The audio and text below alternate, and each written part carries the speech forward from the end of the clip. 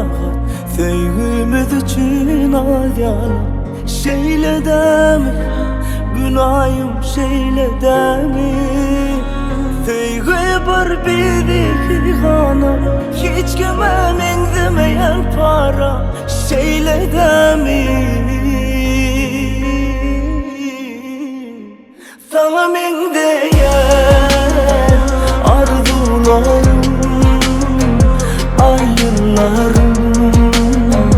Söygü hakta aydınlarım Sana men değer terbüllerim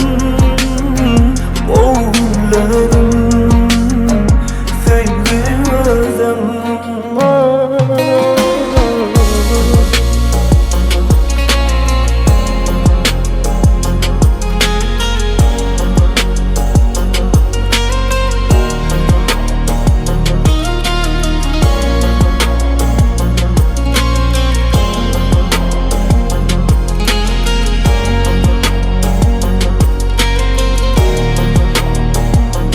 Sen asmanlar, benim yer Aramızda kennel edimler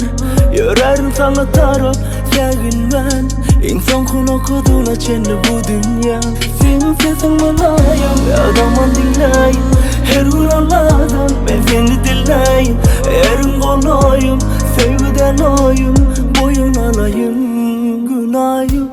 Sen gülen eldeşim Sana göz vur değmesin Senin beni hiç kaçan Hiç kim ayrı bilmesin Vur sen bu söygüde Her kim görsün bizi bilir Sana men değer arzu